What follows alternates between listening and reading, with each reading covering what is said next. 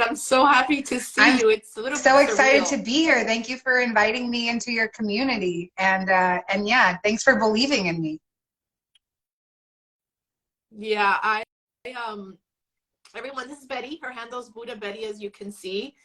You know, funny story is that I was in my coaching group of Course in Miracles, John Mundi, which you know, colleague and friend, Course in Miracles teacher, veteran of the course, 30 years and plus. And he mentioned your name. And right when he mentioned her name, I didn't know anything. It's just a light bulb went on. And I was like, wow, that's interesting. And he was talking about the pre-birth plan and the script is written. So I don't, I know so many incredible teachers, and I have around so many incredible inspirational people. So I don't get curious often, but I got very curious. So I looked you up on YouTube. Actually, my group found you. Somebody in my group found you, some investigative work, because he hadn't remembered your last name. So somehow the video came to me.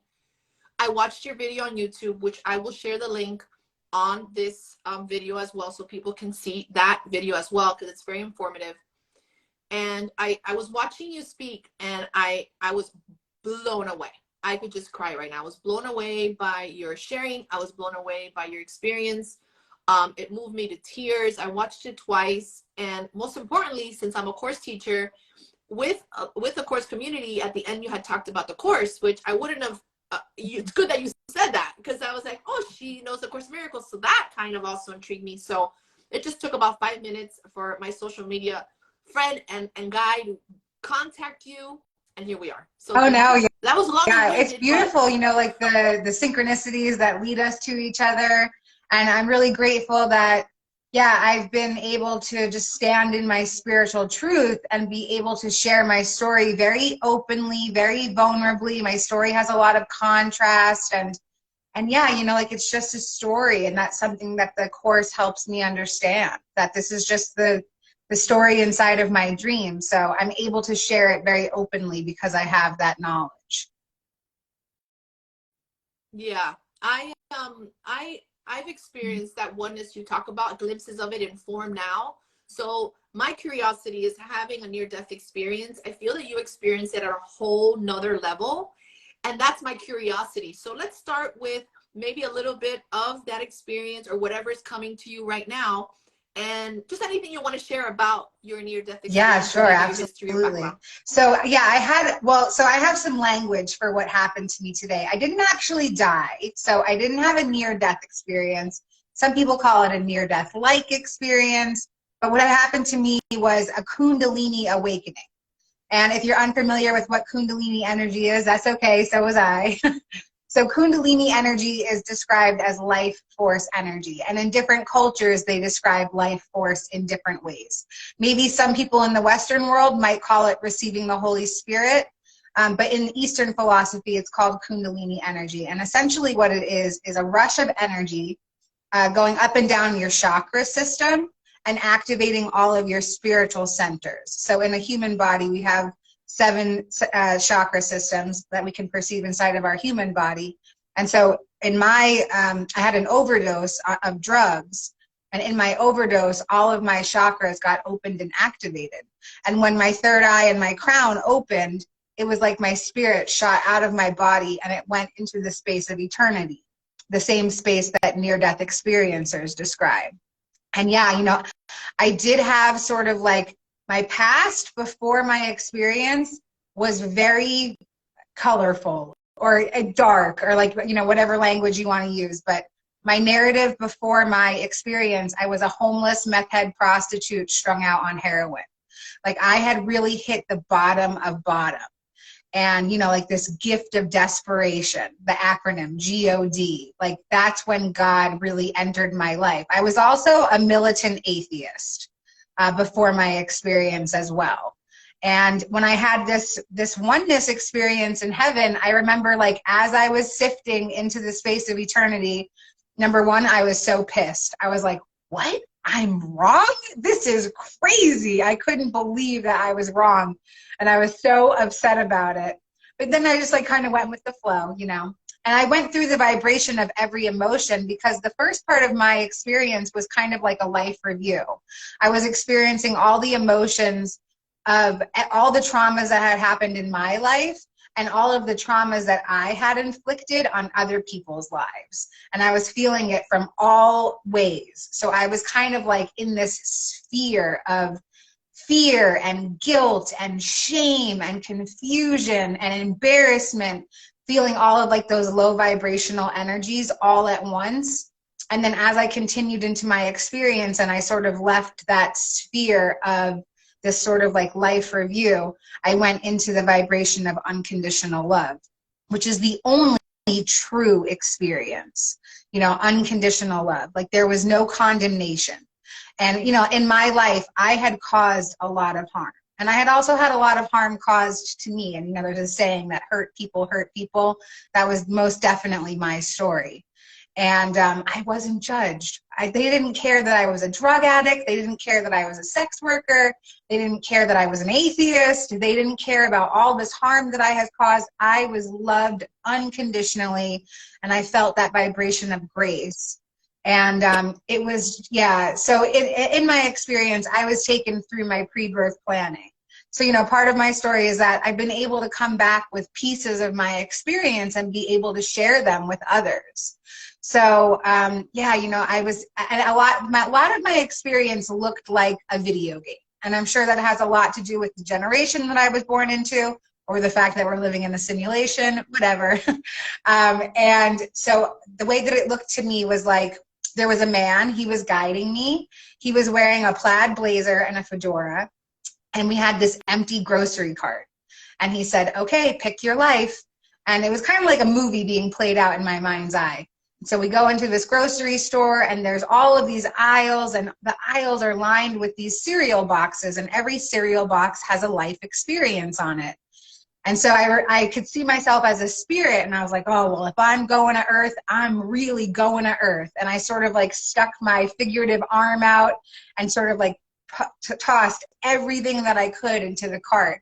You know, like really dense experiences like addiction and poverty and incest and molestation, and then all of the situations where I would be the abuser in people's lives and what that looked like as well, me being the perpetrator. I picked the partners that I would have these experiences with. I saw the moment that we as souls came into contract with one another and the reasons why. I picked my parents, where I would be born, the family line that I would be born into. And then inside of this life experience grocery cart, there was some experiences in there that I had not gotten to yet in my life. So none of them resonated. I saw there was a box to be an author, spiritual awakening, recovery, motivational speaking, but none of that had happened in my life. All I knew in my life was darkness and despair. And so, you know, like they took me through this whole little movie of what I had done before I had come here. And I was like, this is so great to know that go ahead. Very, really quick, when you're picking that, why do you pick that? Even though you know it's going to be a bad thing, is it like an innocent thing? Like you're just like, let me grab anything without judging? I'm not sure. So, you know, like as a soul, I don't have any knowledge of what connotation is. Like, I don't know what a negative or a positive connotation to an experience is.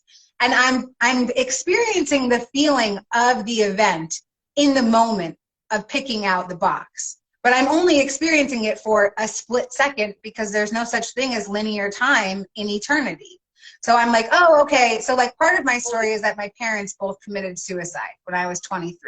That's like a very dark, deep trauma, you know? And so I pick up this box and it says like double parental suicide. And I'm like, that looks okay. And I grab it and I feel it for like this split second.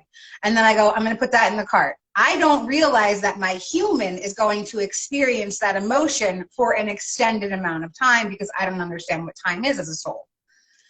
So yeah, it's wild stuff. And you know, a lot of the reasons right now, I'm like, okay. A lot of the other reasons why I picked such dense experiences in my life was, one, to transmute previous lives and future lives, you know, so like I was balancing energy between different lifetimes. And also, you know, we are in the midst of the Great Awakening right now. And so I, as a soul, signed up to come here for this particular mission, for this transformation of consciousness. And in order to really complete my mission, I have to transmute very dense energy. And so I picked a lot of life experiences that were very dense. And then I also picked my spiritual awakening so that I would be able to actually transmute the energy. So what that's saying also to me is like Everything is exactly perfect. Even though there's a huge judgment that's like, wow, what a narrative, like what a script or what a life, but it's actually perfect because it's working in synchronicity for something bigger. So yeah, it is. And so for me, like it's given me a lot of freedom because I'm no longer a victim to my circumstance. Things have no longer happened to me. They have happened for me. Wait a second. You're no longer a victim of your circumstances. All right, let's just, that's a big thing to say and so inspiring. I'm no longer a victim of my circumstances. Somebody that came from that background. How do you, what do you mean? So like being downloaded with this belief, right? I know that everything is divinely guided. Everything is orchestrated. Now I understand why, right? Like I don't understand why a baby would be born just to die. Or I can't understand why a person would want to, like experience really hard illness and like, the pain of that. But I'm not meant to. Me, my human, I'm not meant to. But on my soul level, I understand that specific souls sign up for specific things. And I can't always rationalize it inside my human mind, but I know deep within me, my knowing, that things are always working out exactly how they're supposed to, even if I can't figure out why. Mm-hmm, mm-hmm. That reminds me of, I had an ectopic pregnancy in 2014 that was extremely painful, emotionally and physically. And I've always felt that. I've always felt like, I don't know why this happened to me, but although there was always like this forgiveness within it. Like my rational mind can understand why I would create something like that, but the whole point is that it happened and the release of the judgment. Wow, yes. And see, that's spiritual freedom, that's emotional freedom. Being able to look at a situation and say, there's got to be a divine reason behind it, Otherwise, everything is just happen chance. And like that belief doesn't resonate for me anymore.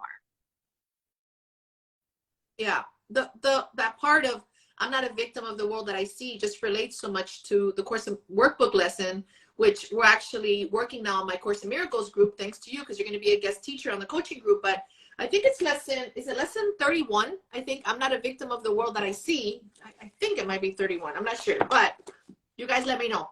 So I am not a victim of the world that I see. So when I heard you say that in the video, and to have, because for me, I want to make the course tangible. I want to make it practical, livable.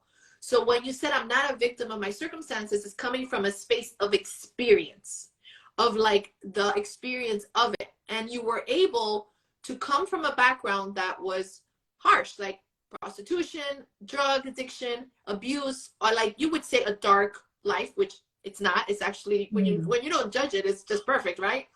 But talking in humanness, because people are like, what is happening here? This is so radical, but this is a radical conversation. You're like, I'm not a victim of my circumstances. I think that that's everything, Betty, and that is freedom. Freedom to the max, and I'm happy that you're able to bring this to the world. Me too. Because, I never thought, I loved being a victim. I was addicted to my victim mentality because I thought that it got me things. And I thought that, it would make people pay attention to me, even if they were only sending me pity. Like at least people were hearing me, like they were hearing my life, they were hearing my pain. And like having this belief in my life, it was like 2 tons of bondage had been released from my spirit in the moment of being downloaded with this belief, but I even though I had seen the whole movie kind of play out in my mind, and I saw that there was reasons for everything and all the partners and all this stuff, I still was like, wow, this is such a great story. I'm not going back to Earth. Like, there's no way. Like, I'm not doing that. I'm home.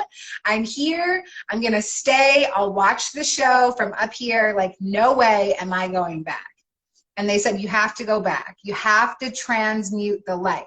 You have to, and to convey it over to course language, you have to step into the happy dream. My life before was just such misery. It was such a nightmare. And they told me that I had to come back And I was just so dismissive. I was like, please don't make me go back. And I like transformed into a small child. I was banging my hands and my feet on the ground. I will not go back. You cannot make me go back. I said, I definitely will not go back into her. And I could see my body outside of myself. I said, she's glitched. She needs way too much healing. She's been through it. Like, there's no way. There's no way to heal her, you know? And they said, okay, you don't have to go back into her, but you do have to go back. And so we'll show you the baby that you'll be born into. And so they showed me this baby. And, you know, the thing about coming back into form over and over again, and, you know, some of this relates to the Course and some of it doesn't quite align, which is what I really love about spirituality, is that I get to cherry pick certain aspects of what really resonates and just create my whole sort of own spirituality around it. So when they showed me this baby, I just told you about my life, full of so much contrast. You know, like a double parental suicide, a family of addiction, poverty, sexual trauma, you know, like just being an abuser, being a perpetrator, prostitution, drug addiction, all of this really contrasted, dense energy. And then they showed me this baby, and she was going to basically have an identical life to mine because I still hadn't transmuted it. I hadn't gotten to the light of it yet. And so the baby had to just pick up my grocery cart and take all of those experiences plus some more and then go and live the life. And so I was like, whoa, I cannot start from zero. There's no way. I said, I guess I'll go back into her. And then I found myself back in my awareness. And, you know, I just wrote my whole experience off as drug-induced psychosis because, like, who wouldn't? You know, it was crazy. All I knew is that I took a bunch of drugs and then I thought I was talking to God. So I just wrote it off. And then, yeah, you know, the universe, the you know, source stepped in this really pronounced, loud way that I couldn't ignore, that what had happened to me was a real experience and that I had to get onto a different path.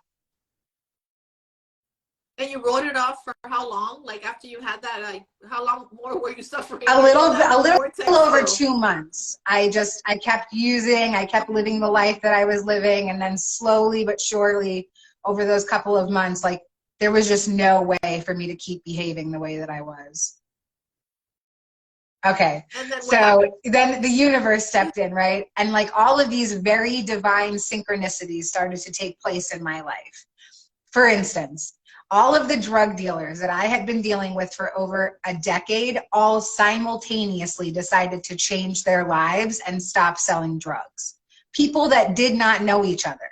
So now I had no way to get them. Like I'd call up a dealer, I'd be like, hey man, what's good? He'd be like, listen, I found Jesus. I want to be a good father. I'm out of the game. I'm like, okay, that's weird. Click. I'd call up another guy. He'd have an identical story. It was bizarre. So now I'm out of options. I have no way to get drugs. And I find myself in the midst of heroin withdrawal. And, you know, I was addicted to all different kinds of drugs, but the one that I had a physical dependency to was opiates and heroin. And I was so sick. And if you don't know what opiate withdrawal is like, I'm so happy for you. And you'll see it in some films, and like, you know, it's depicted as like sweating and chills, and it feels like your bones and your skin are on fire, like you're welcoming death. And that's where I was. You know, I was in the throes of desperation. And I had a thought, and I said, man, I couldn't even kill myself if I wanted to, because I'm so sick that I can't even get out of bed and figure out a way to kill myself. And right then I heard this voice, and it told me that I could request what I wanted fixed. And, you know, like I said, I was in the throes of desperation. So I heard some strange voice. I said, okay, voice, I'll listen to you. And I said that I wanted to no longer be physically dependent on heroin. They told me to lay back and to count back from 10. And I felt these X's go across my forehead. And then I felt this, I saw these two little men in my mind's eye, and they had these lawnmowers, and they started going through every crevice of my mind. And as they walked through the creases of my mind, I felt these intense hot tingles. And I just knew that something was taking place. And I felt a plunger go onto the crown of my head when these men were done walking the map of my mind. And this bright white flash. And I was instantaneously healed out of day 3 of heroin withdrawal. I mean, like moments before, I was sick all over myself, writhing in pain, welcoming death. And then the next moment, I was completely well. I mean, like, there was no denying that something bigger was at play. And, you know, like, I just remember, like, jumping out of bed and falling to my knees and crying and saying, like, how could this be happening to me? I don't believe in this. How am I worthy of something like this? I do not believe in this. And I just kept hearing this very loud intuition that was saying, like, you are meant for something more. You know, like, you are meant for something more. You are worthy. You are worthy of all the love in the universe. And I kept hearing that over and over and over again. And, you know, it just didn't make any sense for me because, like, my body had really been through a lot. And this was the first time that my spirit was really waking up and just so confused to be inside of this battered body. And yeah, just some more really beautiful divine synchronicities. And I found myself going into a long-term treatment facility for drug addiction because I really needed space and time to figure out how to not use. I mean, I had this spontaneous healing, but that didn't heal. It healed my physical dependency, but it didn't do anything for my mental dependency, which had been over 20 years in the making of me just constantly using every day. And so I went into... Sometimes it's even more powerful. That's even harder because it's the mental Oh my goodness, part yes. And again, being addicted to being a victim and being addicted to my own suffering. I had to let go, and being addicted to chaos. Oh my goodness, I love chaos. So I had to release all of those other forms of addiction as well. It wasn't just about the substances. It was so much more, you know, that my body really needed to release so that my spirit could thrive. And when I was in treatment, you know, like, I didn't have a cell phone or a computer for 17 months. I went into a long-term facility. So I was there for 1.5 years, which is psychotic. It's like so long, but I really needed space. I needed space to figure out not only how to live without using drugs, but I also had to find out what had happened to me spiritually. I knew that I had had some kind of awakening, but I didn't know anything about it. I had never heard of a near-death experience. Like I said, I was a militant atheist. Like, God and spirituality were not part of my picture. And so, yeah, I had this insatiable thirst for knowledge, but I didn't have access to the internet. And so once a week, they would let us go to the library. And I would just, like, live inside of the spirituality section. And I would grab all the books that I could and I would devour them. And I read every sacred text while I was there as well. And one day I went into the library and there was a book and it was like halfway off the shelf. And it was A Course in Miracles Made Easy by Alan Cohen. And I said, oh, this book says miracles. I like miracles. And I just grabbed the book and I ate it up. I loved it. I read it in one day. I didn't put it down at all the whole day. And then I started getting all the books about the course because the library didn't have the course. And yeah, the clinical supervisor at the rehab, she was like, you know, they like check your bags when you come in to make sure that you don't have anything you're not supposed to. And she saw all these books that I had about A Course in Miracles. And she said, oh, you know, I actually have a copy of the course. I picked it up in the 70s and I opened it once. It wasn't for me. It's just sitting on my bookshelf. Do you want to borrow it? And I was like, oh my goodness, yes. And you know, like, it was going to take me a long time to get through it. So she started to get like a little paranoid about that I was going to like ruin her book after like 9 months, but I was invested. You know, like, I spent time every day reading. I did the lessons every day. It was part of my routine. And it was the first time that I had ever read something that, yeah, I thought, wow, this is what happened to me.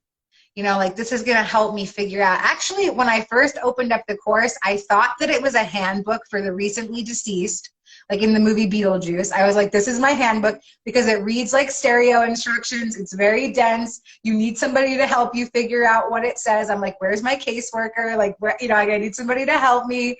And when I finished reading the text, I literally thought that I was going to ascend out of my body. Like, I got to the last page and I was so pumped and I was like, oh my God, I finally get to go back home. This is amazing. I took off my shoes. I laid down in my bunk bed. Yes, I lived in a bunk bed for 1.5 years. And I got to the last paragraph and I got to the last word and nothing happened. Except that I had a lot more information, but I was completely convinced that I was going to leave Earth when I finished the text. What called you? Actually, I felt that way when I read Gary's book, The Disappearance of the Universe, which is a Course in Miracles based book. And I almost felt that way after I read his book, because I was like, oh my God, I felt so elated. I felt such freedom. What attracted you to the Course's teachings? Like, what did it feel felt for you? like truth.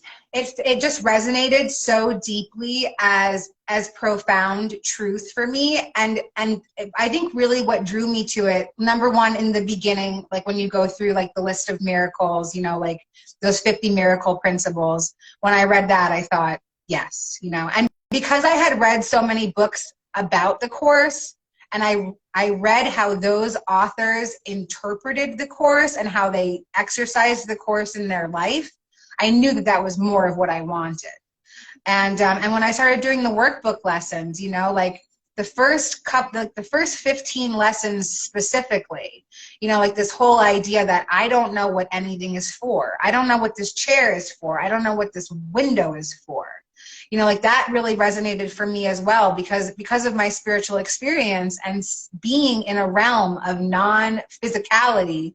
I knew that when I came back into the physical world, like, I don't know what any of this stuff is for. So yeah, those were the things that really resonated for me. The text is big. The text is big. The workbook lessons are big. I mean, it's a thick book. How was it reading for you, the text, and going through it? Was it easy? Was it hard? Did it feel natural? What was, I mean, yes, it is. It ebbed long. and flowed. I was like so desperate for knowledge that like I really ate the text up, and sometimes I had to force myself to keep reading. But again, I was living in a rehab. I didn't have to worry about work or food or clothing or anything, because I was like just in this place where all of those things were taken care of for me. So I really had time to just sit and read and learn. The workbook lessons, it took me 2 years to get through the workbook, because like my ego was just like, nah, we're hanging on to something, okay? Like, we're not gonna do this all the way. But yeah, you know, like I love the teacher for manuals. The manual for teachers is my favorite part of the book. I think lots of people feel that way. That resonates so hard. I've read, you know, and you know, I belong to a study group now, and we get together on Mondays. We just read together, and we talk about how we interpret what we're reading. There's no teacher or anything. It's just kind of like a group of people that get together and, you know, have this common thread of the Course in Miracles.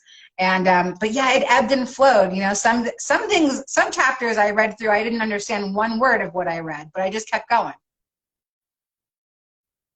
Yeah, it just felt like it called you, like felt like something was right, like it was your path. It's like the first time I came across a Course was in 1995, and the facilitator, I was at a workshop, said, you know, the Course in Miracles is all about you forgive people for what they didn't do.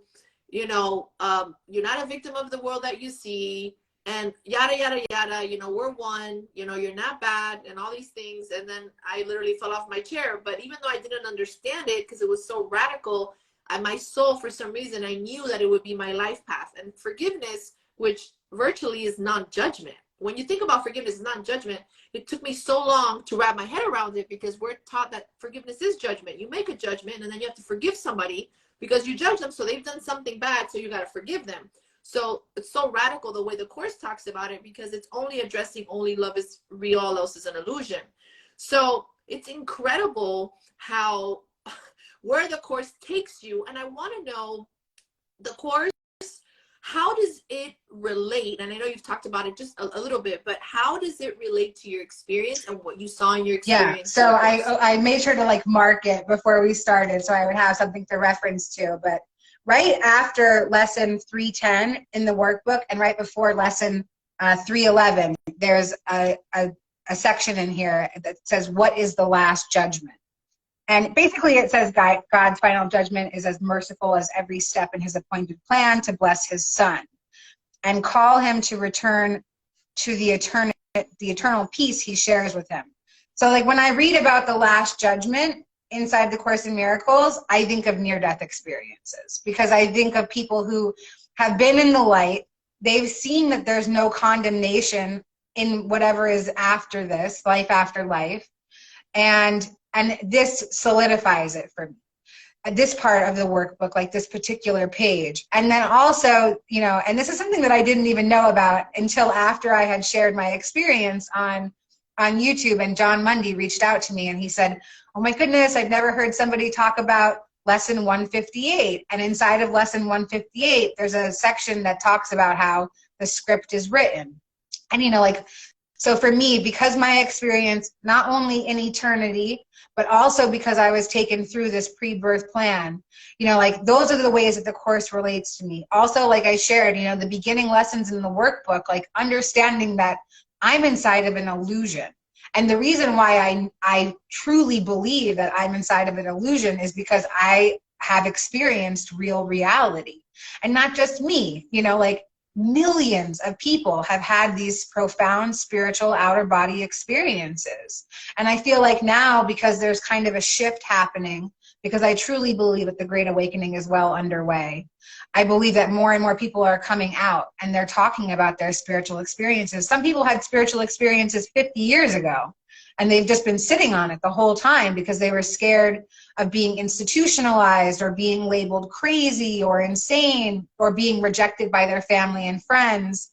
And now they're coming out. And I think that for me, you know, like this book, this teaching really helps me stand in my spiritual truth, because it's not real. So like, why am I so attached to what happens here? Like, I don't fear judgment from anybody because it's not real.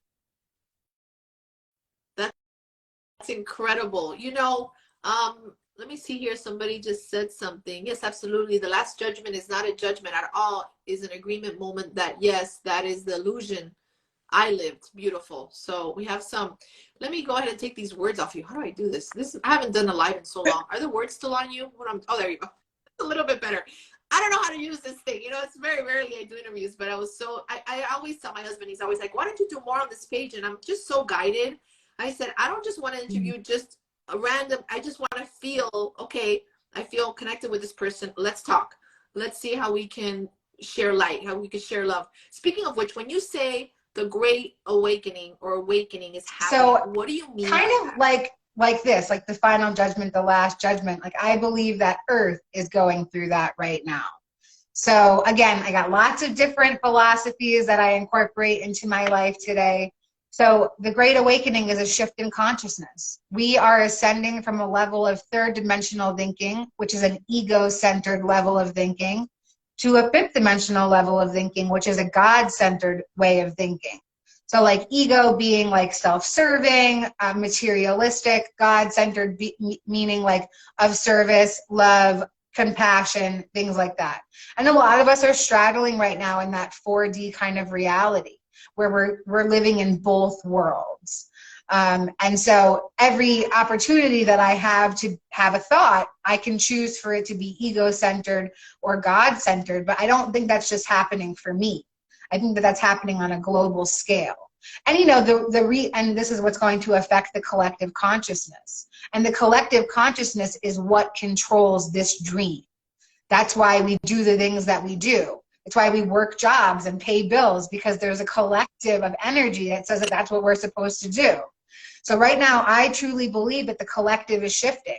It's shifting into a more God-centered way of thinking, which is why you see all these people with their spiritual entrepreneurships, healers coming out, doing readings, doing Reiki, doing healings, podcasters coming out, spreading information.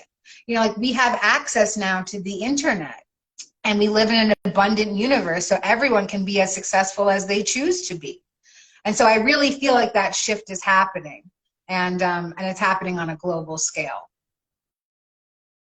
That's such an amazing observation. I've never heard it that way, but that does make so much sense. Like, I just got goosebumps when you said that, because there isn't any coincidence. That's true. There's so much. I remember when I started teaching in around 2012 that I started to do more YouTubes, and there was hardly any coaches. There wasn't any. I think the only one I knew at the time was Gabby Bernstein at that time, and that was like maybe 15, 20 years ago. And then now there's like coaches and spiritual and tarot, and I mean, I'm sure there was a lot back then, but now it's just exploding. Like, you would never see like all these programs, and so that makes so much sense. Makes so much sense. Yeah. I really do think that something big is happening, you know, like I don't think that I would have been awoken otherwise, because like I said, this just was not part of my life, you know, like I believe that, yeah, just from the information I was downloaded with when I had my spiritual experience, like I know that something big is happening, and it's happening now. If if someone is watching this or will see this, or, you know, just because it's coming to me, is having a hard life, just like your narrative, the same narrative, a different narrative, a fearful narrative, is it possible, because I feel it is, to really have that change of perception and not to have No, it with of course. not, Yeah, of course. If transformation is possible for me, it's literally possible for anybody. Like, there are no words to explain to you what kind of depraved animal I was before my spiritual experience, but it's not this person. And in fact, if you look on my Instagram, you can see before and after photos. And it is like, it doesn't make any logical sense how that person that I used to be could become this person that I am today. It don't even look the same. But like, you don't have to die or overdose on drugs to get spiritual perception, you know, like, and I think that's why so many people are teachers, and they come back with information and they share their experiences, because you don't have to wait until you get all the way to the bottom of rock bottom. Because, you know, sometimes when you're in the throes of desperation, you know, it's not always transformation that's waiting for you. Sometimes it's just more of the same. And, you know, like, I know that for me, I see now that my thoughts were always shaping my reality. So like, my thoughts before were, I'm impoverished, I'm a drug addict, I'm a prostitute, I hate my life. And so my reality reflected all of those thoughts. And so today I just switched my thoughts. I'm an abundant individual. I'm surrounded with spiritual community. I have a beautiful career in the recovery field. I have a wonderful home. I love my life. And because of that, my world has transformed. And, you know, like, there's a lot of healing that goes into this too. And like, it is just as simple as just changing a thought. It really is that simple. But, you know, like, we've got tons of baggage with us. Like, we want to take these big suitcases with broken wheels that the zippers don't work. We've got a lot of garbage we want to take with us into, you know, into the future with us. And so for me, a lot of that has been like healing, to let go of that broken luggage that doesn't serve me, that's full of rocks. So, you know, like, I would say that anybody that's watching, if you're struggling, if you're perceiving a struggle in your life right now, please reach out. Like, for me, the key to transformation has been community. And, you know, like, I really feel called to be that shepherd for people into community. I belong to so many spiritual communities that help me on my path. I belong to 12-Step Fellowship. I'm very active in my 12-Step Fellowship. And I love introducing people who are interested in recovery to that community, because yeah, it's amazing. I mean, like, there's just no words. It's incredible. It really feels like heaven in there. It's the vibration of unconditional love. And yeah, you know, I belong to a group for spiritual experiencers and near-death experiencers with the International Association for Near-Death Studies, the ACIM organization. And you know, it's just a community of people. We get together weekly and we talk about our experiences, our philosophies, our theories, and just a really nice community of people. I also study the Baha'i faith. That's another faith that really speaks very loudly to me. I love their scripture. It resonates as truth for me. And so I have a beautiful Baha'i community. And we get together on Saturdays and we have meaningful conversations. That's what it's called. And that's what we do. And you don't have to be a Baha'i to be part of it. I'm not a Baha'i. But I really appreciate what their scripture says. And I really appreciate the conscious conversation, because it's really about dismantling systems that no longer serve us. And then, you know, of course, I belong to a Course in Miracles group as well. And we meet on Monday evenings and we read the Course together, and we learn and we grow and we support each other. And so for me, community has been such a key. And so if you're looking for spiritual community, doesn't have to be any of the ones I just mentioned, but like, I am a resource broker in my life today. If you're looking for something, I will find it for you.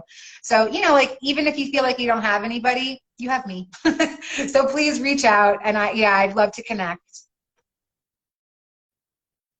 What I hear is a beautiful soul. You're just so well spoken too. There's no doubt that you were supposed to, you know, walk into this role. As you can see, I get teary. I guess when I feel love, it pours through my eyes. I just can't help myself. But I just feel your willingness, you know, just this soul that's so willing and so open. And when you talk about community and really diving in, you know, it's just very inspiring, because I feel like, you know, we all are in this together, you know, And I always talk about how the Course in Miracles is just over and over and us sharing with us in a very deep way that we've never left the mind of God. Like, we're always in the mind of God. There was this part about, and I'm going to wrap it up because I could go on and on, but God basically trusts his children. Like, like knows how much we love him, that when we're making choices, we have free will. There was this part, I don't know why this is coming up to me, of when you said you could have chosen to continue doing whatever, you wouldn't be judged for it. But I feel like we've been given this will of doing choosing, because God is a loving God. Can you speak to that? Because I don't know why that's coming up right now. Absolutely, absolutely, 1,000,000%. There's no condemnation. And I could have chose to keep living my life as chaotically as I was, because I could have went right back to heaven at the end and said, well, all right, send me back if I didn't finish what I was supposed to do this life, you know? But I choose to live righteously today because it feels more aligned with who I truly am. Because I recognize now in my life that I am not this character. I am not this human that I think I am. I am actually a divine spirit, you know, like that's connected to a source of energy that is ever present, omnipresent, divine, unconditional love. And so for me to live in my most authentic self is to live as close to my spirit as I possibly can. And that doesn't mean that I do all the time. You know, like I still have lots of defects of character that I act out of. I love controlling situations. That's like the opposite of being in flow. Like my calendar in my phone, it looks. I'm with you. Me too. I call her Maria la Loca. Maria la Loca. She's lost her mind. I forget who I am. But then you know what? You come back. That's why there's a call for grace. But it's so beautiful because we're human. We remember, we forget. Remember, we forget. But that's the beauty of also allowing permission to be who they are. People absolutely, to be where they are. Absolutely. Yeah, my controller, she looks just like Miss Trenchbull from Matilda. She's like buff. She's like butch. And she loves controlling, you know, like she gets all red in the face when things don't go her way. But, you know, like I have all of these different aspects of myself. And it's just about forgiveness, you know, like how can I forgive myself for acting out of different versions of myself at different times, you know?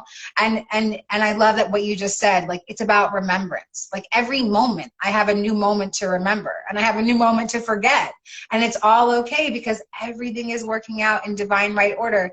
So like I don't believe in condemnation, and I do believe that some souls sign up, you know, like we don't know why people are doing what they're here to do. You know, like people die of drug overdoses. They're not condemned. Maybe they signed up for that to be part of their life because in their last life, they were a monk. Like, you know, maybe some people sign up to be atheists because they were spiritually enlightened in a previous life and they want to experience the contrast. And so like for me, it's not about not taking responsibility for my life. I'm still taking responsibility for my life, you know, and I'm just taking the next right step to remain as aligned as I can. And aligned doesn't necessarily mean joyful. Like I'm here to experience emotions. There's times I've been like in the throes of like just a really lack emotion, like fear or like grief or something. And I've opened up A Course in Miracles to a random page and I've asked the book to tell me, why am I experiencing what I'm experiencing? This feels bad. And I will always open it up exactly where I'm supposed to. And it always says something like, you have chosen everything that you experience. Even these lack emotions, I have chosen to experience them for some reason. You know, so yeah, I don't even remember what your question was, but that's my statement. Yeah, no, there was no question. It was just like a dialogue back and forth. So yeah, it was so beautiful, Betty, to have you on here. I don't even know if beautiful is a word. I feel like powerful and deep and so helpful. You know, the Course in Miracles says, you know, how can we be truly helpful? And I feel like this interview has been truly helpful. There has been even just one person that saw it and maybe is in drug addiction or maybe is high right now. They see this, they're like, holy moly, like there's so much love out there. And I would think, like, to sum it up, like it's forgiveness. I love how you mentioned at the end, because I think forgiveness is everything. And it is that non-judgment. And when we have that non-judgment, there's a sense of responsibility, of really being responsible for your life, how you perceive it through love or through fear. If people want to find you, Betty, like what would you love? Like You said that you would love people to reach out to you. Betty is stepping into her teacherhood. Like, she's so freaking ready to get out there. I am so motivated to do whatever I can to give her, to let people know who she is. That's what I'm here for as well. So yeah, tell us what you oh my what goodness, you I want. love that. Yeah, you know, like, because I've gotten a pretty large response from some of the interviews I've done on YouTube recently, I've started sort of like a manifesting mentorship, spiritual mentorship thing. And, you know, like, it's just kind of getting off the ground. But really, I'm looking for connections with other people and whatever that looks like. It could just be like friendship. You might just need somebody to listen to you. Like, I could be that person, you know? So I love Instagram. I kind of live on Instagram. I also have a YouTube and a Facebook. My handle's the same on all of them. It's Buddha Betty.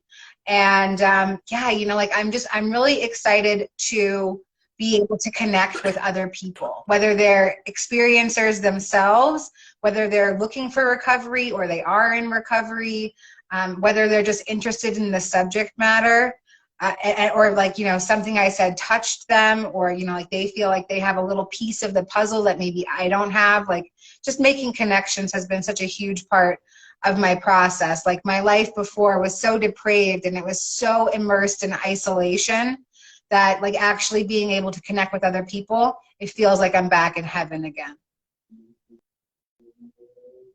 Yes. I totally get that. I totally get that. We had two different, and we're gonna wrap it up now, everybody. But give me one. I'm about to cough. Hold on. I have a little bit of a cough. Gary, which is part of my ACIM coaching group, he said, "Thanks so much, Betty. You changed my life today. I am spirit me. She's amazing." And Pamela, guys, I'm so sorry about my cough, but you know what it is, what it is. Pamela, which she's also in my coaching group, and you'll be meeting her when you do our little guest speaker thing. She's very intuitive, and she said, "I feel book coming and a movie." That's what she said. We welcome that. And everyone, just so you know, I have a divine coaching group that I've had. It's going to go on 3 years. Amazing souls in there. It's a small community, but these people are in it to win it when it comes to willingness and really living the Course in Miracles principles. So we have a beautiful WhatsApp group.